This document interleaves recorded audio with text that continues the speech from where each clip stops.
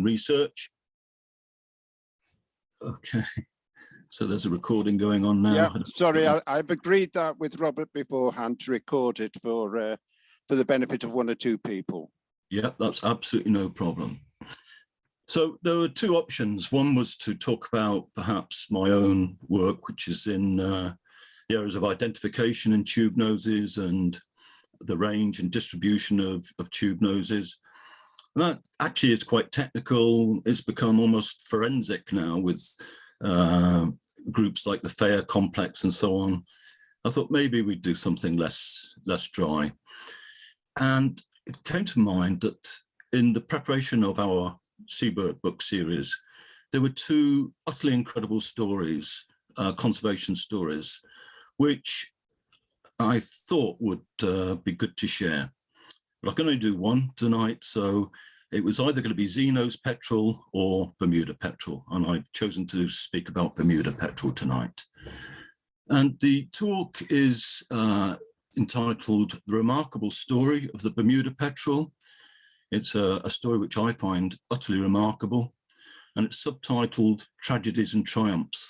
As you will see, it wasn't all plain sailing, but it's uplifting. And I think more than anything else, this is why I chose to do a presentation on the Bermuda Petrel. Despite the tragedies, there are triumphs, and this is all about hope for species on the planet.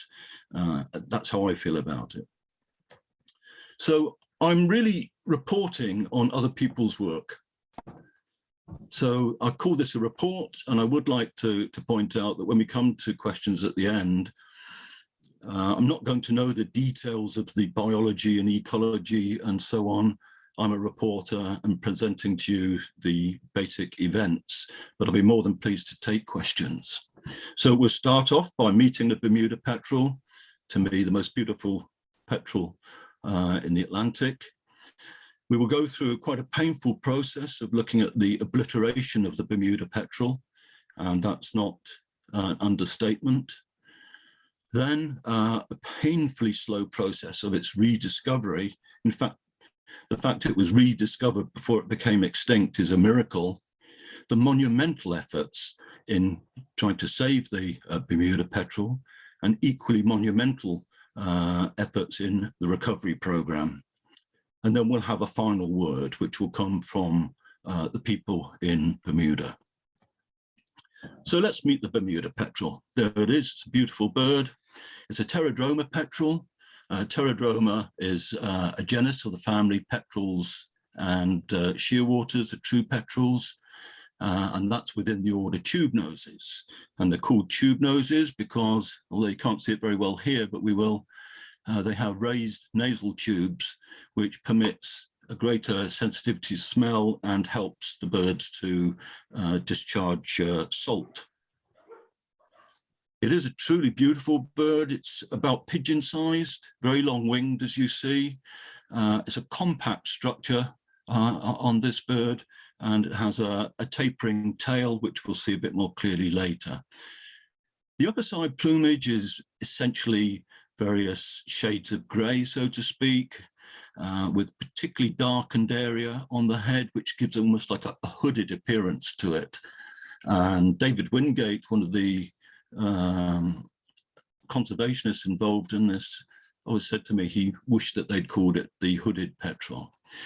So it's very distinctive, and it's got a variable white tail band, or a band at the base of the tail as well. The underside plumage is totally striking. It's got this beautiful clean white underside, the hooded appearance that we talked about, and a striking look to the underwing with a really sort of thick, dark leading edge, what we might call an ulnar bar there, some spots in the greater primary coverts, the outer ones, which are called thumbprints, and also spots on the greater secondary coverts, which are often called piano keys, and we'll see why that's the case. Incidentally, before I go any further, I will point out that some friends of mine have permitted me to use many of their photos. I'll mention their names briefly: Kate Sutherland, Peter Flood, Kirk Zufelt, all brothers and sisters in one way or another. And I'm also being very kindly permitted to use David Wingate's archive and Jeremy Medeiros' archive. And this photo, which surely I think you'd agree is an award-winning photo, was taken November last year by Kate Sutherland. I think it's the most astonishing photo of this species. Here's a photo of two birds in flight off Bermuda. Gives you more of a feel of what they look like at distance. Very little variation amongst them. You can see that there's a variation in a number of spots here, but generally they look pretty much the same. And you can see the compact appearance of them, the long-winged look, and so on. This, meet Jeremy Medeiros, by the way. He's one of the conservationists. He's holding a Bermuda Petrel here, and that gives you a better idea of the size of the bird, and you can see how long-winged it is. Jeremy is brilliant at handling these birds. They tend to be rather passive as he holds them, as we'll see in the next clip. I'm going to use a little bit of video. No sound on it on this one.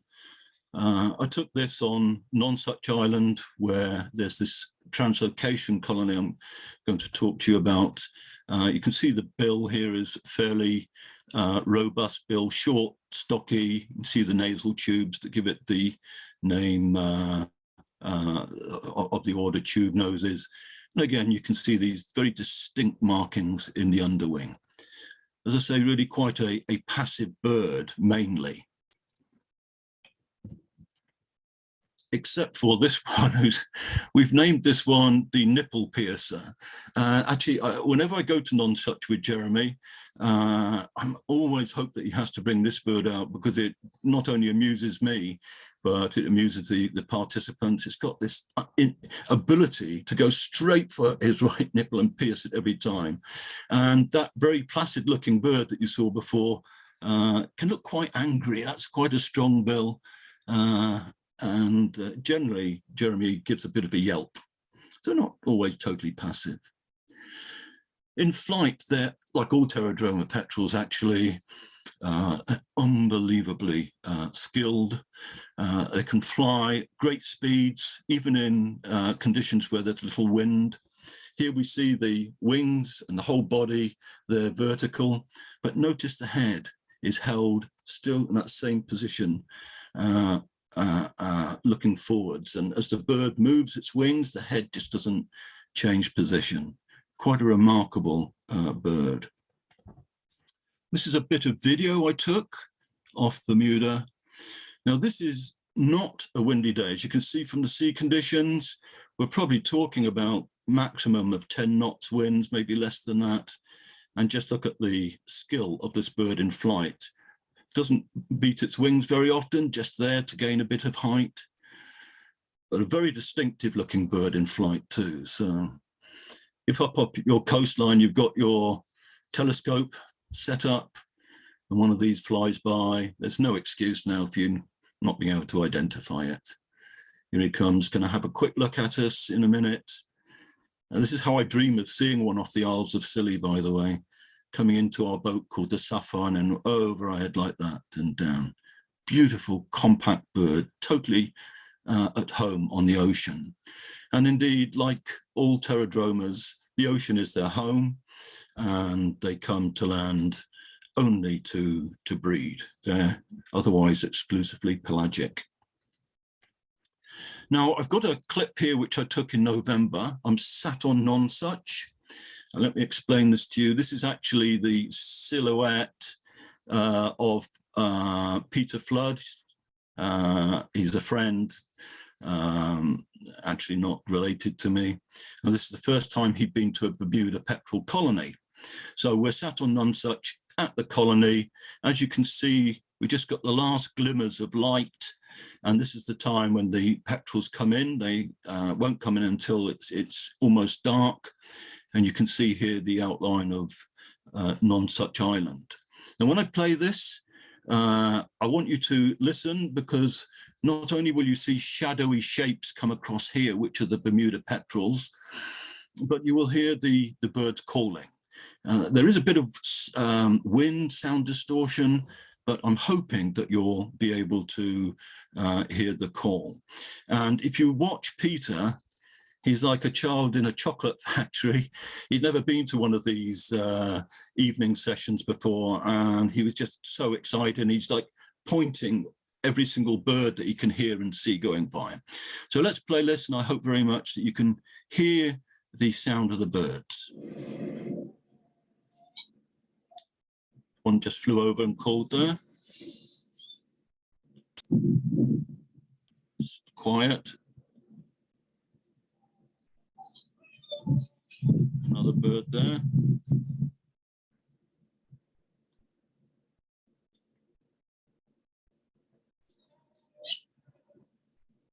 Flying across in front of us. It's really an incredible experience to be at this colony. Another bird there.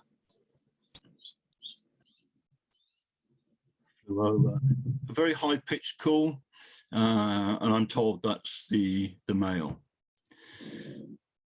Now, it was one evening I was on Nonsuch with Jeremy, and we were just walking back in the dark, and I heard beautiful sound. I asked Jeremy what it was. I'm about to play it to you in a minute, by the way. And he said, this is when the two birds have been away from each other from sort of, I suppose, May, June time, right through to November, when they start coming back to the colony. When they first come back to the colony and the male and female meet up in the burrow, they make a particular, rather beautiful sound. And I recorded it, like all of this, with my iPhone. It's just incredible. This is the birds meeting each other after months apart.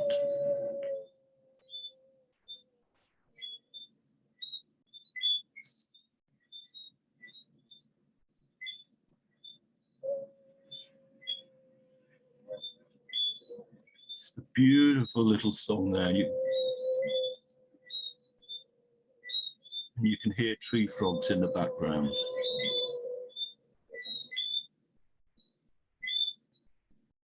I can just imagine them snuggled up together in the burrow, having been away from each other for all those months. And when they meet, that's how they greet. It's truly beautiful. Well, what else do we know about Bermuda Petrel? Well, it breeds obviously in Bermuda, which is located about there. Recently, there's been some geolocator studies. Before that, nobody knew where the birds went, apart from some sightings off Carolina. Nobody knew where they went. But the geolocators have shown this range. These are the months roughly that you find them there, July through to October and year round here. And what happens in the breeding season, interestingly, is from Bermuda, some birds come and feed in the Gulf Stream here. Some birds come out to the Azores area and feed out there. And some birds will go right up to the Arctic ice and feed on the edge of the ice, which explains something, because Jeremy was always baffled by why some of the feces of the birds in the breeding season were pink. And when they discovered they went up to the Arctic Circle, then the Arctic ice, then they found out why, because they're going up there to eat krill. But the maximal range here, this lighter blue, shows that some of the birds come right round to Ireland, and that's where I'm sat there, and they come pretty close to Scilly, so I'm like still dreaming that we'll get one. I have to admit I'm slightly irritated that the Irish got one before us. A really nice guy, Niall Keogh, took a boat out, having heard actually that Bermuda Petrels in around about April time and occasionally will get out this way, and it's like winning the lottery. One flew right past their boat at Porcupine Bank out there. So I'm very jealous of Niall, but we'll keep trying off Scilly. Now here's Bermuda Island. It's a large reef system here, and this is the actual island, which is, I think I'm right to say, about 53 kilometers in length. Originally, the birds bred across the whole of the island. As you can see, there's not very much green there now, so it's all built. It really is an island city. There's hardly any places left, just a few that David Wingate saved, a few pools and so on. But our story from here on focuses in this area. So this is Castle Harbour. Here we have the airport. And here we have some tiny little islets. You see them marked there. You might not even, they're so small, be able to see them that clearly. And there's one here called Nonsuch Island. This is Cooper's Island, I'll probably mention. That's Nonsuch Island there. And then a few little islets. And this is where all the action actually is at the moment. So you'll hear me talk about those places later on. Well, let's get the heartbreaking stuff out the way. The obliteration of the Bermuda Petrel is a story which has been told so many times, unfortunately, for birds that live on islands. So before humankind visited this area, let's take 1492 as the date when Christopher Columbus set sail for the New World. There were said to be 1 million Bermuda petrels in the North Atlantic, 1 million. They nested across the entire island group. There were no native mammalian predators, so they had nothing to fear. But in the early 1500s, people turned up, originally the Spanish sailors. And I understand why they did it. They released hogs, and hogs then roamed freely on the island. They could breed, so every time the sailors visited Bermuda, they'd be able to kill hogs for food. That's why it was done. But unfortunately, from the point of view of the Bermuda Petrel, they destroyed Bermuda Petrel burrows by basically their snouts digging into the ground and just, the burrows mainly were in earth, just trampling down all the earth and so on. And it's believed that by 1600, this is incredible, really, just in 100 years, the population had crashed to 1/10 of the original number. So that's from 1 million still, though, to 100,000 birds. And the rest of them, it's believed, remained on offshore islets at the mouth of Castle Harbour, which I was showing you a minute ago. And there are the pigs. This is, I think, Ted Lewin's artwork, which he's kindly said I can use. And you see a hog there eating a Bermuda Petrel. I don't know if they actually ate them, but they certainly damaged the environment very seriously. It got worse. The Spanish sailors then discovered, as we now know today, that petrels are attracted to lantern light. Today, that's a problem because we built cities near, or towns near petrel colonies, and of course it disorientates them and so on. But the Spanish sailors knew all about this hundreds of years ago. So they'd go out with the lights, the petrels would come in and fly around them. They were easily captured, apparently very tasty to eat. You would skin them, dry them and salt them, and they culled them in very, very large numbers. Apparently, the records say that 4,000 could be clubbed to death in just one evening. It's shocking, absolutely shocking for us today to think about this. But back then, I don't think they clearly didn't understand the ramifications of what they were doing. Well, good old Brits turned up, of course, and made things worse. In 1609, apparently, and this is fairly well documented because there are good archives from the British. That's one thing about the Brits, they're very bureaucratic and keep good records, so we know the story from here on quite accurately. The Brits found an easier way to catch them. So they made a lot of noise and the petrels would land on their arms and head. And this is how they did it. They put the hand, and you can still do this today in petrel colonies, put the hand in front of the mouth and just go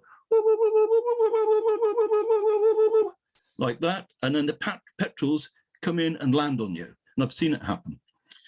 It's really quite remarkable, but sadly, this gave the British sailors a great advantage over the petrels. They fell for it. They would fly in, literally land on the sailors' arms, on their heads, and they could feel the birds, feel if they were fat, worth taking. They killed the fattest ones and would take about 200 in 2 hours. Again, it's just incredible. And even worse, they discovered nests and you could harvest the eggs. So the poor old Bermuda petrel is in dire straits already now. By 1612, the Brits had set up a colony there in St. George's, the first capital. And in those days, obviously, there was a lot of problems between the English and the Spanish, and the British took a Spanish grain ship, stole it at sea. But they didn't just bring the rats, the grain, unfortunately, they brought rats with them. Rats can swim and they spread easily across Ireland. We know that in Scilly, rats infest everywhere in Scilly now, apart from St. Agnes and Goo, where there's been a rat eradication program recently.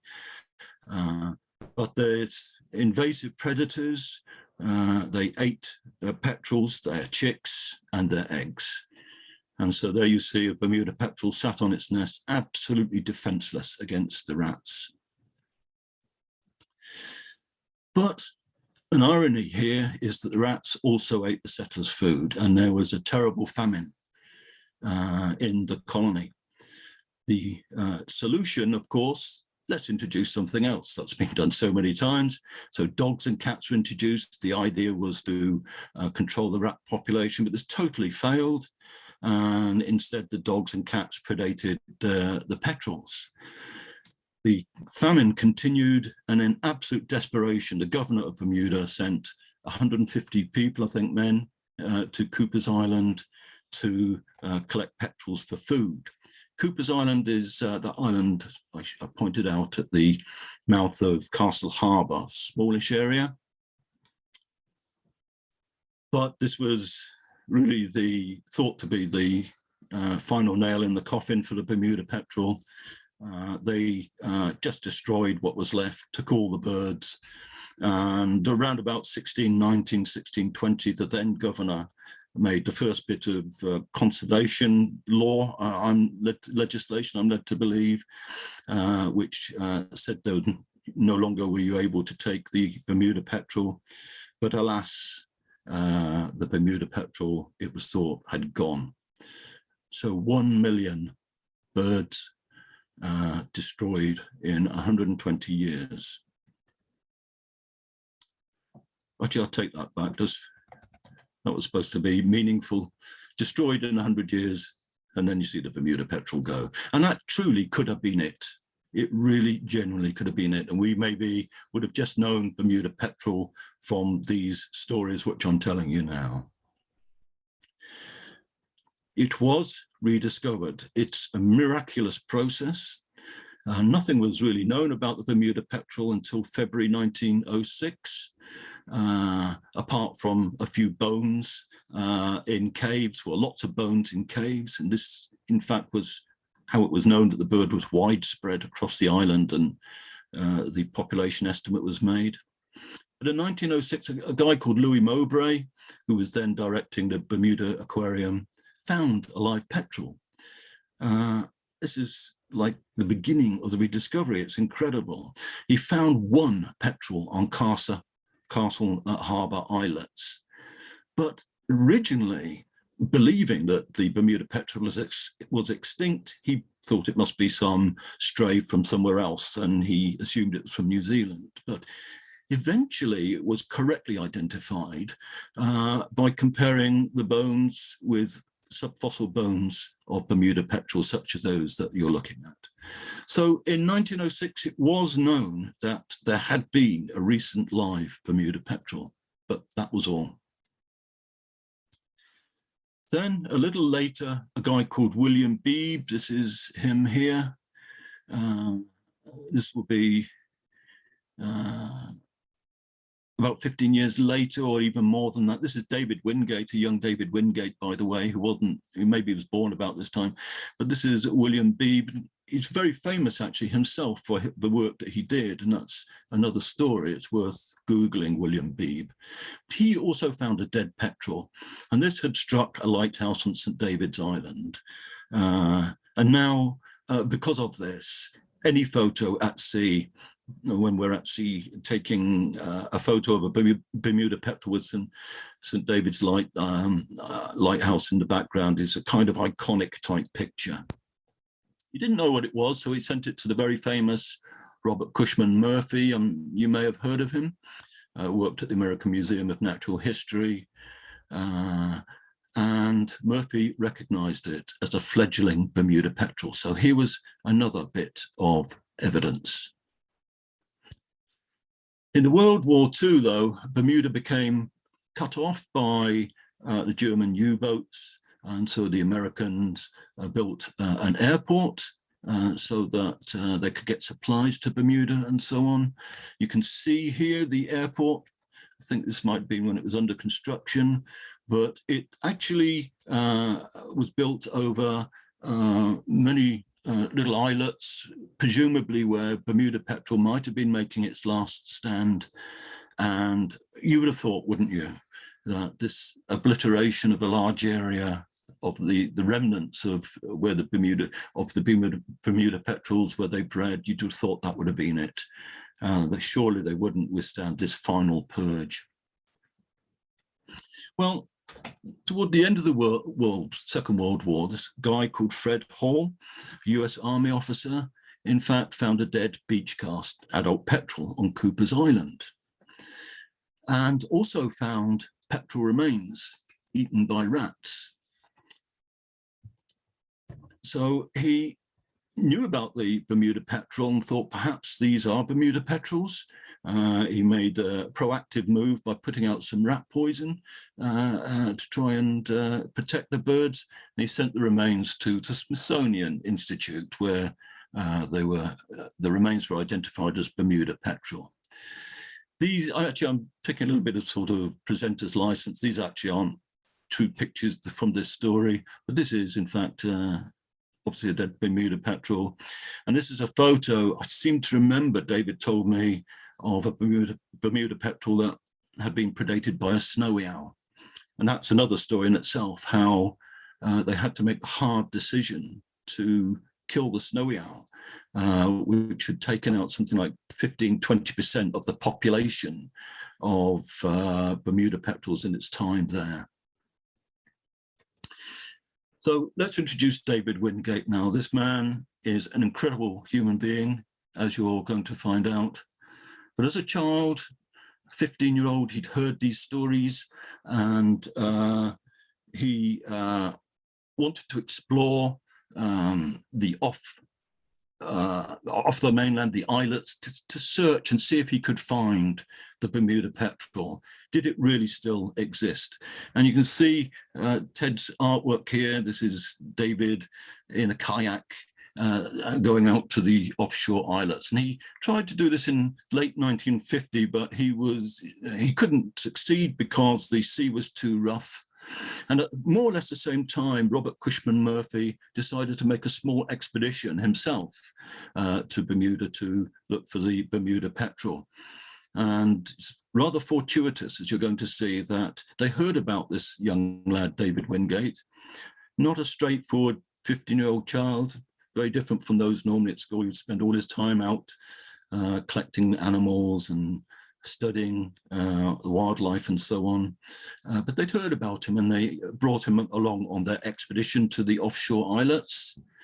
And here we have an illustration of Robert Cushman Murphy and Mowbray, although doesn't quite look like him, but they rediscovered the Bermuda petrel in 1951.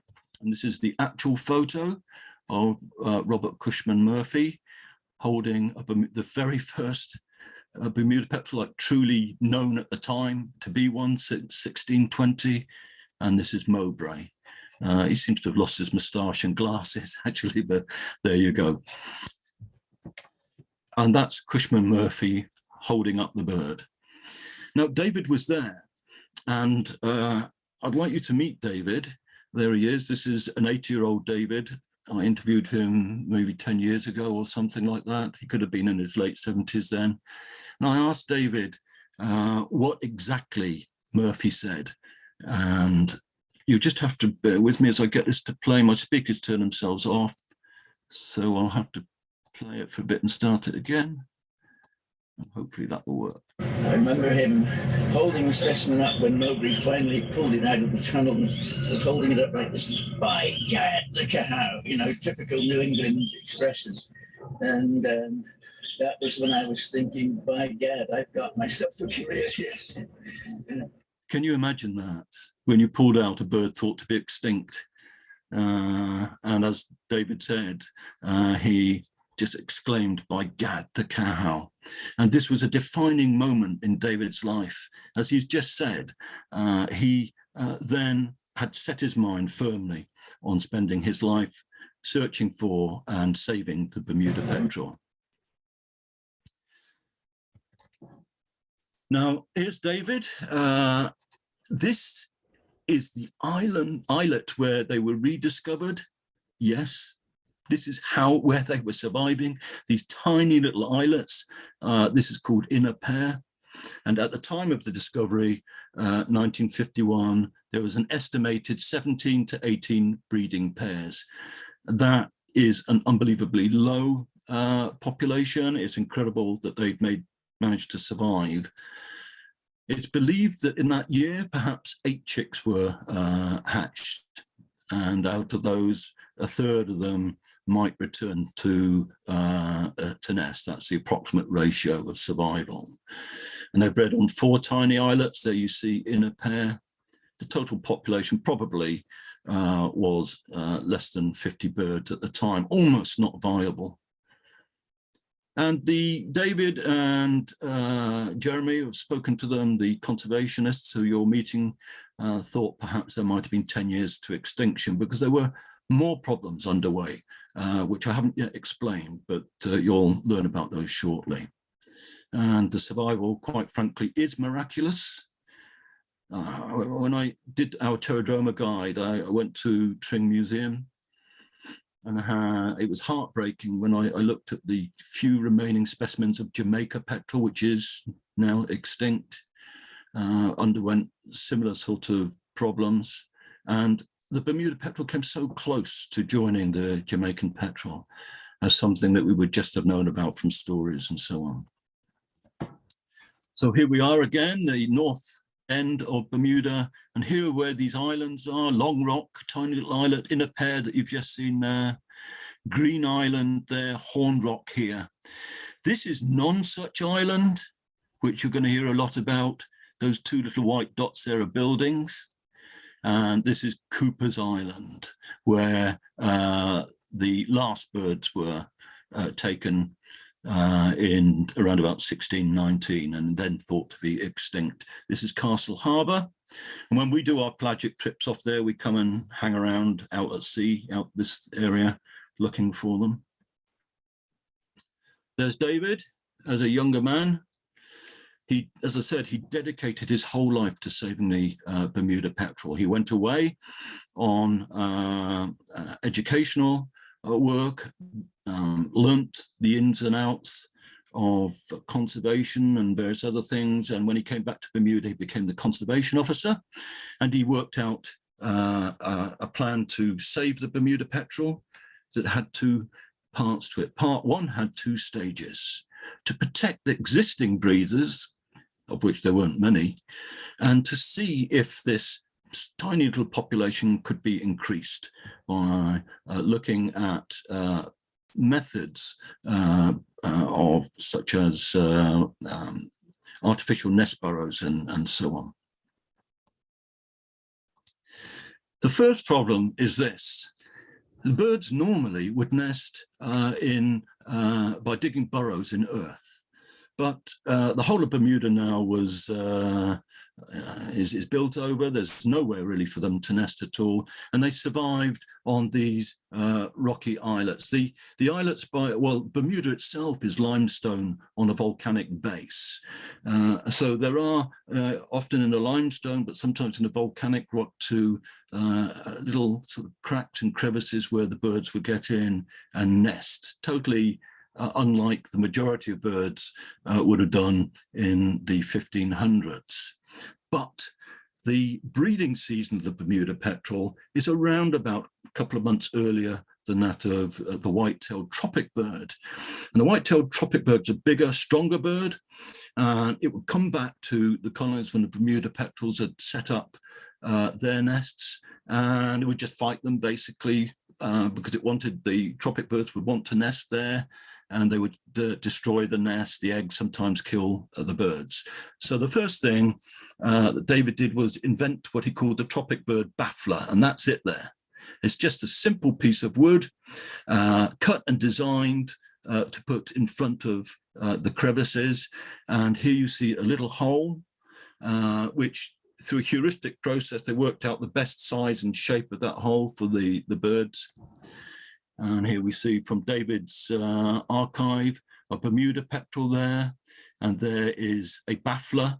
But although it doesn't look it, that Bermuda Petrel can get in and out through that gap in the baffler, but the what they call long-tailed tropic birds could not. And so here we have now this harmonious picture of the Bermuda Petrel happily breeding away behind its baffler, and the tropic birds having to find other places. The second part of the work was to build artificial burrows.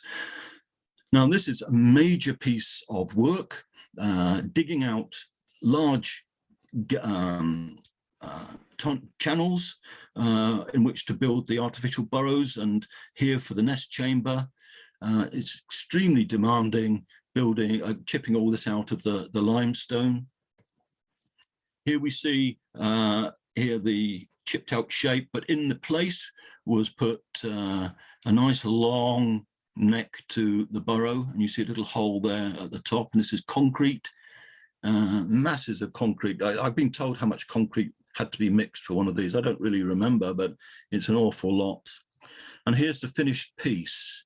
And so you see a very young David Wingate there. He'd left the hole, and you can see here is a lid, and the lid went on the top, and it permitted David to be able to look at the progress of the breeding pair. And the birds took to these very well. So they built like mini cities of them. As I say, it's just a huge amount of work. In addition to this, part two, David had the vision of restoring Nonsuch Island into what he calls a living museum. And he believed if he could turn Nonsuch Island into a living museum, which would be all of the native flora there and introducing some of the fauna as well, that the Bermuda Petrel would colonize under its own steam Nonsuch Island, and that would permit them to increase the population size. But Nonsuch Island was like this at the beginning. It was virtually bare. Here's another picture of it here. There was really been stripped of all the vegetation. So David had to literally go to mainland Bermuda, dig up whatever he could find, the native flora, the Bermuda cedar being quite important, but many others, take it on his little boat over to the island and plant. And it's a fairly big island, actually. And so to plant the whole island is just unbelievably. And the end result he'd hoped would be a little bit of Bermuda as the settlers found it. Now, look at this for commitment. He lived on Bermuda, on Nonsuch Island, for 40 years. He moved his family there. This is his wife, Anita, first wife, and the children there. They moved lock, stock and barrel to Nonsuch Island so he could focus on his work there. They lived in these houses that were once used to quarantine yellow fever cases. So they would be taken off Bermuda and quarantined there, and undertook this monumental task. But he succeeded. Sorry, something's happened there. But he succeeded. And this is David stood on Nonsuch, looking quite pleased with himself, and why not? A little welcome to Nonsuch. By the way, I don't think you can go to Bermuda and just wander over there. It's you have to get special permission to go onto Nonsuch and so on. And I often think of here, when I see this picture of David, he's almost contemplating things. And I imagine him contemplating how Nonsuch was when he first went there. And now it's this lovely lush area. And what you're seeing here is, so this is the little harbour. You go up the steps here and then go up the steps to about here. And the track that you're looking at over here runs up to the house, approximately like that. So you can see the dramatic change that there actually was. Nonsuch is an incredibly beautiful place to be. Now, I've been given several tours around there. Here's a photograph of how lush the place is nowadays. And I took that photograph quite innocently, actually. I think it was a very peaceful setting. I assumed here was the gravestone of probably someone who died from yellow fever. I took a closer look. And it says, in loving memory of Monica Ann Anita Wingate, 1941 to 1973. So I asked David what had happened. And this is another one of the tragedies that Anita sadly died of an accident on Nonsuch. She was very seriously burnt and she survived not very long after that. And maybe today it's International Women's Day. It's worth remembering that although this story is about David Wingate and, as we'll see, Jeremy Medeiros, the women made a huge contribution too. They didn't have the privilege of the positions that the men did, but in both cases with David and Jeremy, the women, their partners were there and gave them this huge support to make things possible. And in this case, Anita very sadly lost her life. Now, David was retired at 65. This must have been incredibly hard for David. He'd lived on Nonsuch for 40 years. Suddenly, he'd reached retirement age. The Bermuda government removed him from his position. He no longer had the right to go to Nonsuch. Can you imagine how devastating that would be, how hard it was for him? And this is Jeremy, his successor. In fact, David was Jeremy's mentor. But Jeremy also had an unbelievably difficult task before him, which was to take over from David, who was internationally well known for what he'd done. He saved the Bermuda Petrel. He was a famous figure in Bermuda. Jeremy at this time wasn't particularly known. And Jeremy, as we're going to see, had a different idea about the way forward for the Bermuda Petrel. So this story has its issues with the people involved, but I'm very pleased to say that David and Jeremy have good relations, which is surprising given the difficult position both of them were put in. Now, what were the prospects for Bermuda Petrel when Jeremy took over in around about 2000? Well, I'm going to ask Jeremy to tell you all about that. Again, my speakers would have turned off, so I've got to fire them up. Just excuse me there. Okay. Well, the prospects were that as of that point, we had bought time for the species. We had, because Dr. David Wingate had managed them for over 40 years at that point, and had increased the number of available nesting sites, building almost at that point about 70 artificial nests on the islands. And so we'd increased the population almost to the carrying capacity of these tiny little rocks, because these rocks are less than half an acre in size. During a hurricane, we can have 30-foot waves, which are washing right over the highest points of these. So we were almost at the limit of what we could do. And there wasn't much hope for being able to increase their population that much more in the present islands. So although we had bought time for the species, we really hadn't, I would say, saved it or bettered its lot in life. We could not really do that until we managed to establish a new population, an entirely new breeding population on a much higher island that was more elevated and had better habitat, had soil that they could dig their own burrows, because the present islands have no soil. It's all been eroded off. So they've lost the option for burrowing their own burrows into non-existent soil.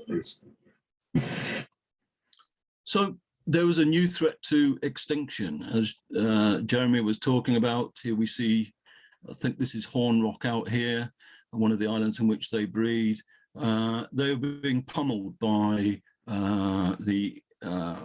hurricanes. As we know, through global warming, these hurricanes are becoming more frequent and stronger. So the photo that I'm about to show you is not exactly the same place, but not too far away on Nonsuch Island. This is not even during a hurricane. This is just like a big swell coming in, and you can see it smashing up there against the sides of Nonsuch Island. And the end result, this is Horn Rock here, and this is Horn Rock here.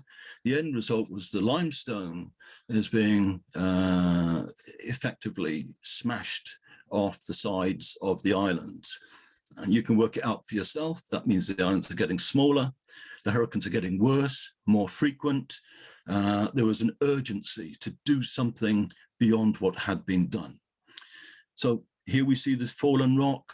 This rock here would have supported, when it was in place, a number of breeding pairs. They'd been lost. There was nowhere else for them to go. So a translocation program was thought to be the only way forward. And translocation means you take birds from near fledglings from islands like Horn Rock, and you move them to a new place where they can fledge. They remember where they fledged from, and they will come back to that location and hopefully start a new colony. That's translocation in a nutshell. So in the breeding seasons 2004 to 2008, Jeremy removed chicks, a large number of chicks, which were 18 to 21 days before they fledged. Can you imagine doing this? You know, like taking a large proportion of the output of a small number of chicks as it is and moving them away, where the risk must have been, or the fear of the risk must have been terrible. They were taken to Nonsuch Island and put into artificial burrows. I'll show you some pictures of this in a minute. And from these artificial burrows, they would fledge. The birds, just before they fledge, they sit outside the burrow and you can watch them. They're looking up at the stars and they're learning exactly where they are. They're probably smelling also the environment around them. Unbelievably, they will find when they come back to the colony, they will come back to almost the exact spot that they fledged. It's remarkable. They translocated 105 chicks, 102 of those successfully fledged. And then Jeremy's job was to wait. And it's not like you make a little chemistry experiment and 10 minutes later you see the result of it. Here, the birds go to sea for anything up to 3 to 5 years, and you're not going to see them back. So it's a long, long wait. And the first return was in 2008. And can you imagine the joy when that bird returned? I'm going to let Jeremy tell you about it. Oh, first of all, I'll show you the pictures, by the way. So here they are, Jeremy and friend. They picked, this is an islet. You can see the sort of volcanic rock here. These are tomato boxes. So they transferred all these chicks in tomato boxes, climbing over these dangerous islands into the boat here. Then they would go to Nonsuch, climb back up onto Nonsuch, which is now vegetated, and put them into these chicks into artificial burrows. This guy here is an amazing guy too, Nicholas Carlisle. I think he's Australian. He's done some amazing work in Australia in saving numerous species through translocation programs. Look up his name, Nicholas Carlisle.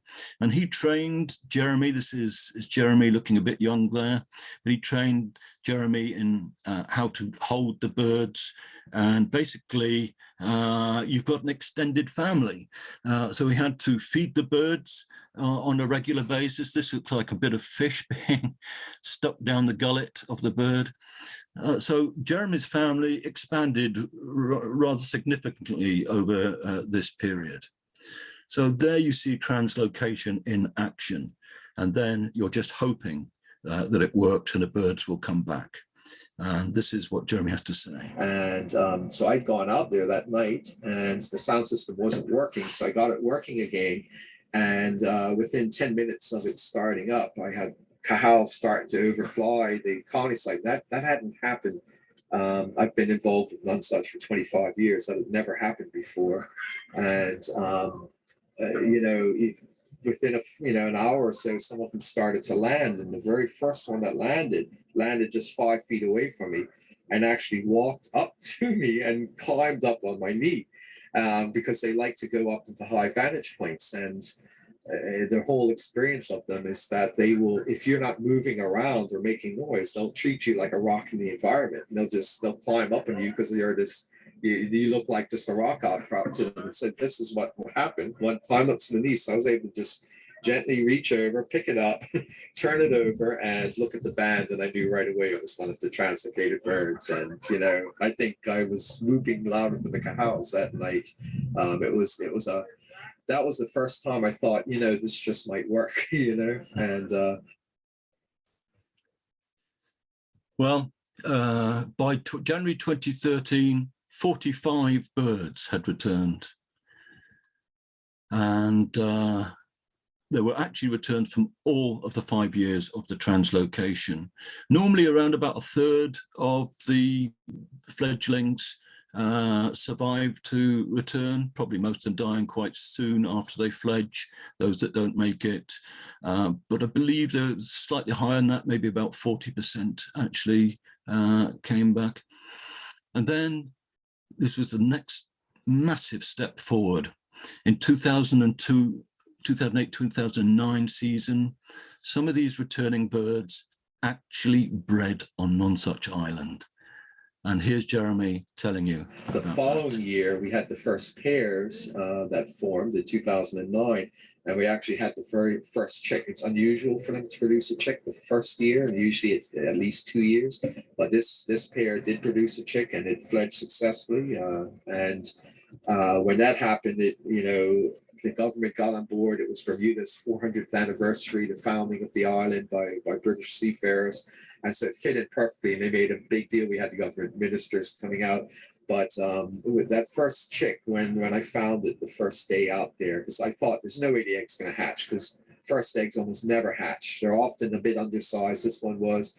And when I actually found the chick nestled in there, which they're like beautiful little gray fluff balls with a little black hooked beak sticking out of one end.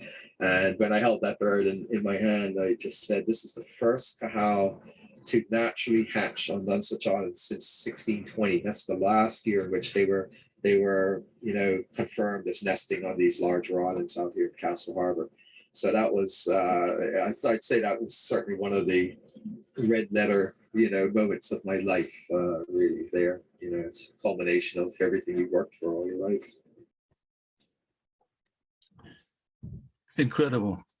So David and Jeremy, between them, had not only saved the Bermuda Petrel from inevitable extinction if something hadn't been done very quickly. They'd worked out various strategies of protecting the Bermuda Petrel on the existing islets, and then introduced, David obviously then built the Living Museum, and then Jeremy, on top of that, introduced a translocation program. And here you see a nice little graph. Here we have the total young fledged annually, and here the total number of established breeding pairs from 1962 to 2016, 2017, produced by Leila Medeiros. Again, as I pointed out earlier, Leila's Jeremy's wife. They've contributed significantly themselves. So you can see this growth in young fledged annually. And I believe that there are 155 breeding pairs this year. So if we mark that out here, we're talking about something up here. It's going on an exponential, well, not quite exponential, but a very satisfying growth curve. And I believe that Nonsuch may be able to hold many thousands of pairs. I've heard 2,000 or more, perhaps up to 10,000. I really don't quite remember, but it would be significant to just get the 2,000. If it was to go up to something like 10,000, it would be quite incredible. Every year I go, we're coming toward the end of the presentation now, by the way. Every year I go to Bermuda. Jeremy is now a very close friend of mine. And David, I see as often as I can, a remarkable man in his mid 80s now. And I kept a record over the years, with just 1 year missing there, and then obviously COVID. But I kept a record of the maximum number of birds that we were able to see at any one time, either by sea watching off Cooper's Island or at sea. And when we first went, we used to sit out on a little boat, bobbing up and down for hours and hours and hours. And we might see in an evening 4 or 5, if we were very, very lucky, 4 or 5 birds. And you're almost certainly, those birds would be distant dots flying. One might come semi-close and you'd be over the moon trying to get photographs and so on. And the numbers increased. And you can like draw the curve yourself up there. And in November last year, when we stood on Cooper's Island one evening, Kate Sutherland counted 51 birds in the air at one time, just off Nonsuch Island. I tried my best to beat Kate, honestly, I failed. I only got to 49, but it was very remarkable. Just in my little period of time down there from 2011 to 2021, I've seen this phenomenal change in the numbers of birds that are there. So we have a program here which has been extremely successful, but I would reiterate the point that it's not all over. They have to continue managing Nonsuch Island. They have a second translocation colony now, but every second or third year, the rats get over there. So they have to bait for the rats and so on. And so it requires this continual process of management at a time when governments are cutting money out of conservation type programs. And Jeremy's seen his monies cut down to the bare bones, no frills anymore. I even believe he uses his own money to put petrol in his boat, fuel in his boat to get out to Nonsuch sometimes. There is obviously, well, we hope in such circumstances you can make contributions to programs like this, and there will be a possibility of making an online donation to saving the Bermuda Petrel in the coming months, and I'll put it up on my Twitter account and Facebook page. I would like to leave the final word, though, to this remarkable man, David Wingate. Spent 40 years on Nonsuch Island, lost his wife there, never gave up. And I believe the message he's got, it's not only just about the Bermuda Petrel, but it's an uplifting message that we can still do something in the face of global warming and all the problems that we have in loss of habitat, etc. So I'll just ask, I'll have to fire the speakers up again. And here we go, David. It was, to me, I never, if you had told me this would happen in the 1960s when I planted my first tree on Nonsuch, I would never have imagined it happening in my lifetime. But of course, here it's happened way ahead of my expectations. And that's basically what gives me such hope that the message I get out of this is that nature is very resilient. If we'll only stop beating on it and just give it a little help now and then, it can bounce back. It can bounce back. Well, if you've enjoyed this and you want to see the continuing story, it's well covered now on Twitter. If you go to @BermudaCowHowCam, at this very moment, you can watch live little fledglings. They fledged about 4 or 5 days ago, I think, something like that. And it's definitely well worth watching this, and you get lots of updates. Or you can go onto the Facebook page, Nonsuch Expeditions Bermuda. So worthwhile checking either of those two out and see what happens as the time goes on. Okay, Richard, well, that's it from me from this presentation. I don't mind taking questions, but I would just like to point out that I'm a reporter here.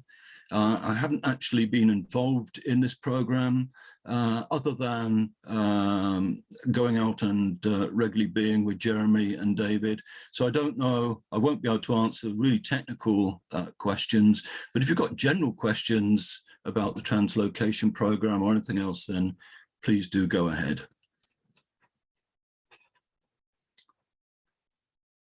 Thank you very much, Robert. I'm just wondering, I see amongst the squares that we've got here, the name Jeremy Medeiros. So I'm presuming this is the Jeremy that we are talking about. He's hiding now. Hello, Jeremy.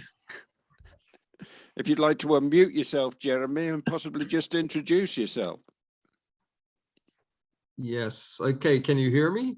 Yes, hey, indeed. Jeremy, how you doing, man? Yes. How are you doing, Bob? How's everything? I've been watching most of it. I just got back from Nonsuch Island in windy conditions. Yeah, I managed to watch most of your talk. Fantastic. It was great to see you. You look a bit windswept, I must say. Yeah, I am. I'm a little salty. I'm a little salty and a little soggy, so you have to excuse my appearance. But Okay. yeah, it's been a very busy week with the chicks all hatching over the last 10 days or so. So it's very good news all around. Awesome. I hope I did a reasonable job tonight, and it's been recorded, and I think recording will be shown quite widely, actually. I shall do my best to try and get it circulated and work out. I'm sure Andrew will show me how to do it if I mess up otherwise. If anybody wants to ask a question, I think we're only on one screen, so wave your hand or raise your hand under reactions or put something in the chat.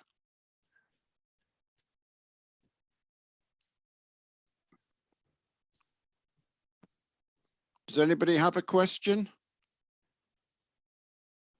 I can make a comment. I have been to Bermuda for the last 10 years, every year, because my daughter lives there. And I have visited Nonsuch Island once, about 4 years ago, on an Audubon Society trip. And so I met Jeremy then. And one of the things I remember, this was when they were feeding the chicks. Yes. And I remember that they were needing to feed the chicks because the parent birds were having to fly enormous distances to get food, and they didn't come back in time. And so they weighed the chicks and then fed them. So I was interested in whether this is still a problem and whether the adults are still getting less food than they really need. Yeah, I think I can answer that. It does vary widely from year to year. Now, when the translocations were going on, then I had the task of being the stepfather to up to 25 chicks a year, and that would involve daily feeding of fresh squid and fresh anchovies. But every year, well, not every year, but some years, we notice that some of the chicks tend to get underfed, and it's because some parents are better providers than others. Most do a fantastic job, but in years you can tell where food is a little bit more scarce, that some pairs are simply not able to feed the chicks sufficiently. And that's one of the reasons why every week I try to weigh and measure. It's a continuing growth survey that I'm doing for the last 20 years, all of the chicks that I can access. And if I see that a chick is starting to fall below a certain weight, it's just not going to be able to fledge successfully. And because it's such a critically endangered species, I've always figured it's worth the while to use the techniques that we perfected for the translocation when we were feeding dozens daily, and take these sort of semi-abandoned chicks. Often one of the adults seems to give up, and they need both adults to feed them enough for them to gather the fat resources and develop where they can fledge successfully. So I just took over as a surrogate parent, and I would, if it was in one of the smaller islands, I would move them to one of the spare or empty artificial nest burrows on Nonsuch. If it was on Nonsuch, well, it's easy. I could prepare the food right there and didn't have a hazardous landing in high swells on the small little rocks. And just feed them and to try and get their weight to the point where they can fledge successfully. And we've if we can get the proper food for them, anchovies are particularly oil rich and nutritious for them, and they really pack on fat reserves. And we found that these assisted birds have return at more or less the same rate that the naturally the parent fed birds do. So it's worth it, when they're so scarce still, even though they're obviously increasing. Every single chick counts, and several of those rescue birds are nesting right now successfully on Nonsuch Island. And in fact, two of them have beautiful little chicks that have just hatched in the last week or so right now. So yeah, that's what you were able to see. And I do remember you, I remember faces forever. It's just names I'm lousy with. Yeah. But Okay. very nice to see you again. Yeah. Anyway. Lauren, I see you've got your hand up. Yeah, I was just wondering if there's any evidence of like genetic problems, because considering they've come from such a small population of like 50 birds. Yeah, it's in the early days, and this was a problem that was fairly frequent in the earlier days of the program. When David was doing it, there was such a small number that it was inevitable there would be some inbreeding. You would have siblings pairing up and such. Ironically, that's still up. We do have a couple of sibling pairs, so it's like Game of Thrones, the Lannisters sort of thing. Obviously that's not what you want, but it's becoming increasingly rare as the population increases. But we did notice that there were some sign of inbreeding. There were abnormalities. There were usually it was either a deformity of the wing joint, which was a fatal thing because the birds can't survive in captivity, and if they can't fly, they can't live in the wild. Occasionally you would have beak deformations or foot, and I encountered, I think, only two or three in the first 3 years that I took over in the very early 2000s. But one thing we found because I banned essentially all of the birds now, about 90+% of the population is banned, and I've banned all the chicks for the last 20 years, is that the females, the males almost always come back to the island of their birth. And if the females did this would absolutely set it up for them becoming inbred. Each island would only have 2 or 3 pairs, and you wouldn't be able to do much with them. But the females basically will switch islands. They look for eligible bachelors in any island where they hear them. They sit. The males will find the nest, and then they'll just call and advertise at the entrance to the nest, and the females, when they return, just seem to cruise around between the islands listening for the males calling from the nest entrance. And so it's something like 80% of the females do change. And so there seems to have been enough multiple lineages when we've done genetic testing that inbreeding wasn't the problem it could have been. Just because of this fortuitous, mixing among the 17 or 18 pairs that were left. If it had gone below evidently I've been told, if it went below 10 pairs, then inbreeding might have become an almost insurmountable problem. But, there have been cases where it's gone lower. I think the New Zealand, the black robin is one that went down to one breeding female at one point, and they've come back quite well. But with the petrel, I think it was just this fortuitous thing. The males are the stay-at-homers, the females wander around and they really spread the genes out. And it just came so close to that point where there's just too few birds left now. Interestingly, for the last 15 or 18 years now, I've had not a single deformity or obvious genetic problem with any of the chicks. And we've done, in fact, we're doing a round of blood sampling over the last 3 years with international partners. And most of them, the genetics look very, very hopeful. There are multiple lineages in there.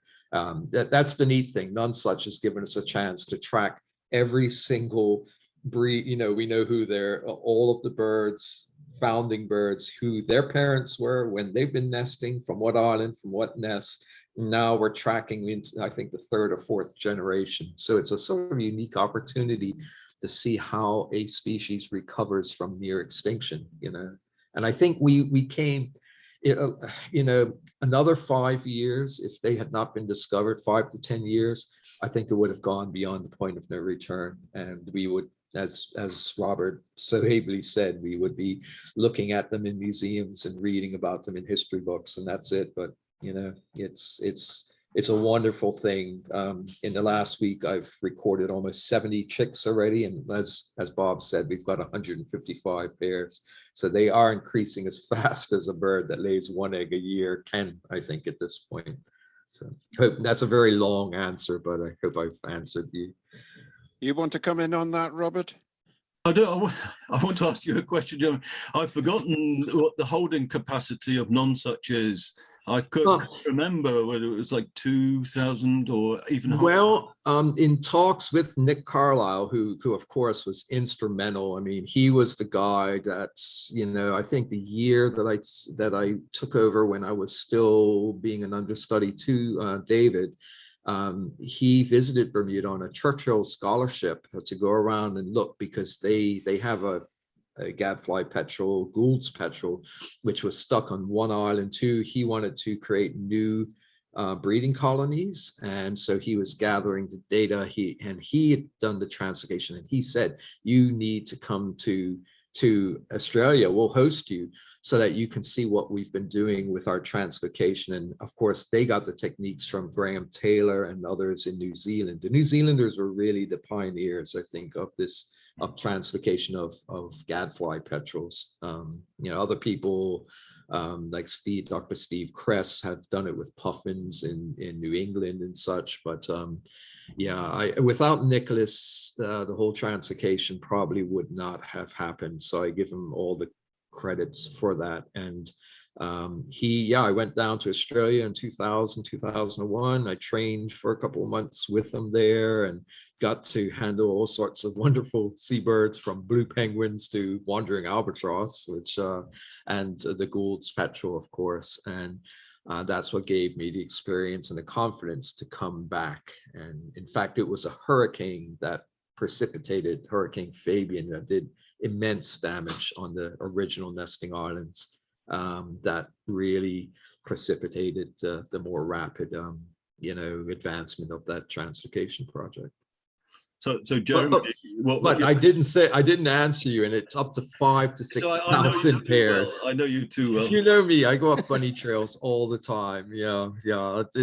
Unfortunately, I can be over enthusiastic sometimes, but yeah, Nick is confident that Nonsuch could hold a minimum of 5,000 to 6,000 pairs, which in itself would be enough. I mean, my immediate objective is a minimum of 1,000 pairs. That's when we can downlist it from critically endangered to threatened.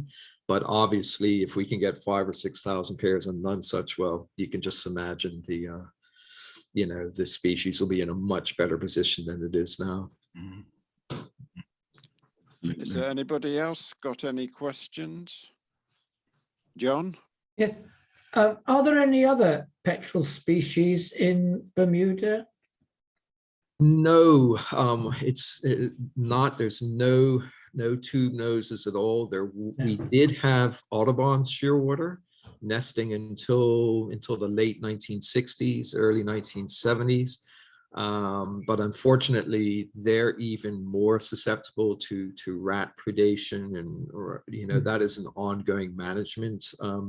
It's one of our biggest management concerns. Every year, we have to treat all of the nesting islands for that. The other real problem is that Audubon shearwaters are incredibly susceptible to light pollution, and when the chicks hatch, or when they fledge, they go for the brightest horizon like turtle hatchlings do. And unfortunately on Bermuda, as so many other island areas and such, they tend to go right for the bright lights on shore, particularly the international airport, which is only 2.5 miles from Nonsuch Island. And so I actually was looking at trying a translocation of Audubon shearwater chicks from the Bahamas to Bermuda. But unfortunately, there's no place in Bermuda now that they could successfully nest without all of the fledglings just going in and killing themselves against, lit buildings and such. So I can't really justify doing that. But luckily, the Cahows seem to have a lot more resistance to that. It's rare. And all the new colonies we've tried to do on the ocean-facing sides of the islands. The only other petrel we've had, strangely enough, is Trinidadian petrel. We've had a few very wayward birds that have made their way up from the South Atlantic and have been investigating, nesting areas here in Bermuda. So we're not sure what's happening with that. But other than that, it's mainly white-tailed tropic birds. That's our only common seabird, and various tern species. Yeah. Thank you. Can I just make a quick comment? Sorry. Go on, Robert. Yeah. Jeremy, when I researched for the Shearwaters Guide, I seem to remember that the original shearwaters there were buoyed shearwaters. Were they not? Well, there was another shearwater that was, it's quite common in subfossil deposits and cave deposits. But evidently that particular one now the Audubons was nesting in, scattered and smaller islets all around Bermuda, as I said, right through until about 1970, 71. And even on the mainland at places like Spittle Pond. But the other one was, they think it went extinct either before the English settlement of Bermuda, or even before perhaps the Spanish discovery of Bermuda a century before that. It's possible it was still around, but if so, it probably mainland sites, and it was decimated by the pigs that the Spanish had left, because pigs are, they're lethal to burrow nesting seabirds. They will root out the burrows, soil burrows, and they'll eat the adults, the young, and the eggs. And they're doing that right now in the Galapagos and Hawaii. It's just horrendous problems in some of the islands that are decimating their small, petrel and shearwater colonies there. Mm. Mm. I mean, that's interesting. I'm pretty sure that the argument was that if you're ever going to do reintroduction program to Bermuda, it should be buoyed shearwater, but it's irrelevant now because they're just not going to make it anyway. So yeah, it's an unfortunate thing. I mean, this is a problem. I know Kauai in Hawaii, they face this. A lot of the Hawaiian petrels, and I think it's Newell's shearwater, they nest in the mountains, and all the cities are around the coast. And so as they're passing over those cities, heading out to sea after they fledge, they're crashing into street lights and, utility wires and brightly lit buildings and playing fields in the middle of a football match or something. And they evidently have groups of school kids and stuff that go around during that season to collect as many of these lost and light dazzled petrel and shearwater chicks, and to gather them, and then they take them to a dark place on the coast to release them out to sea, more or less. So Bermuda, it's very difficult. It's why we can't get cow nesting on other islands that otherwise would be suitable, because they're in almost completely enclosed bays of the ocean, and the light completely surrounds them, and so it's very unlikely that the chicks would have a chance of running that gauntlet of bright street lights and such. No. Do we have any other questions? Haven't got anything in the chat. I think, Robert, we solved your problem of answering the technical questions. Yeah, it's brilliant. I mean, this is so fantastic that you're here, Jeremy, to give your input. I was very nervous about doing this talk, but I just didn't want to do yet another talk on forensic identification of xenos and fares, Petrol. And I thought I could do something through my experiences with you and David out there to try and just get this story even better known, although you're doing a brilliant job of it through nowadays. But as I said, this hopefully is being recorded, and so a lot of people are going to end up seeing it. So. Well, no, you did a great job, and I appreciate it. And it's really nice to see somebody else talking about the Cahal, or other than myself, because I've done a number of Zoom lectures about it in the last couple of years. During COVID, that was the only way you could lecture. So it's really nice to see someone else doing it and spreading the faith, more or less. I mean, it is a remarkable survival story, and if we could do it on densely populated Bermuda with minimal resources, and as Bob rightly said, I do something this morning. I spent my own money to fuel up my boat and such, because the financial year is almost over, and there's no gas money left in the budget, so you got to do what you got to do. But if we could do it, anybody could do it, but it's almost going to take champions or a concerted long-term effort. We just can't go in, save a species in 3 years, say, okay, job's done, and then walk away from it, because a few years later it's in the same boat. It's going to, the species are going to survive that we decide are going to survive, because we have modified the natural environment so much just by our sheer numbers and our development and such, and our impact. It's one of my great fears that it's going to take ongoing management from seriously dedicated, almost to the point of insanity, people. David and myself, and you to your degree. You have to be fully committed to it, and it really helps, as you said, to have. I mean, my family's been incredibly supportive. I could not have done it, at all without them. So yeah, but no, I'm glad I was able to join up. Yeah, superb. Well, it was great that you could, and give some life to the talk that Rob. Sorry, I don't mean that, but to bring reality to some of the Robert's talk, and what he was talking about. The person he was talking about was actually there to listen to it. I think that was absolutely great, and I think it was also great. I think it's the first.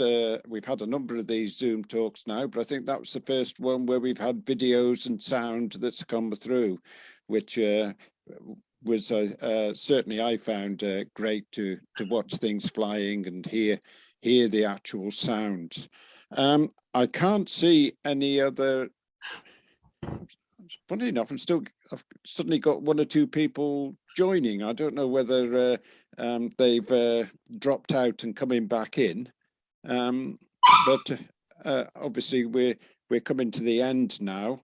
There are obviously a few comments in the chat thanking you very much for your talk, Robert, and I think also, Jeremy, your explanations and answers as well. What a wonderful duo. That's it for. I've just got one more thing, Richard. Yeah. You asked me I could do a little bit of publicity. Oh, stuff. yes, go on. So I'd just like to say that we do almost every year run a trip to Bermuda, and thanks to Jeremy, we can go on to Nonsuch Island. It's a non-profit making trip. and we generally make, there's about $1,000 surplus that we can give to Jeremy. I'm about to transfer him $1,000 now. It's a very small group. Appreciate it.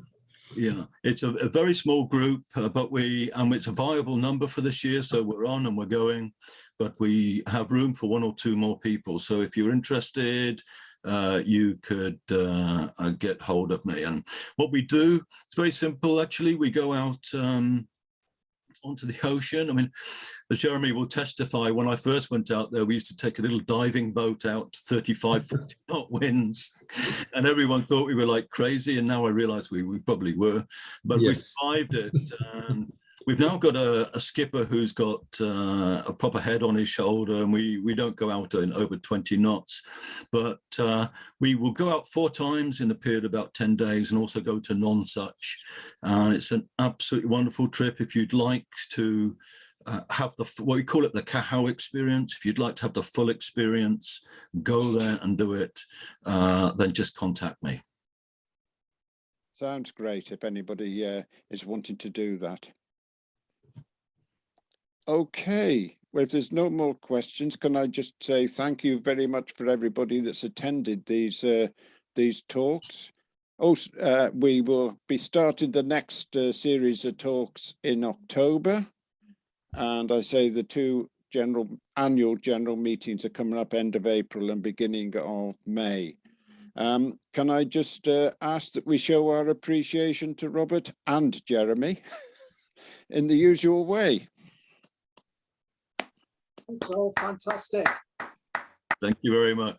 Yeah, a very enjoyable talk there, Robert. Very, very exceptional answers there from Jeremy.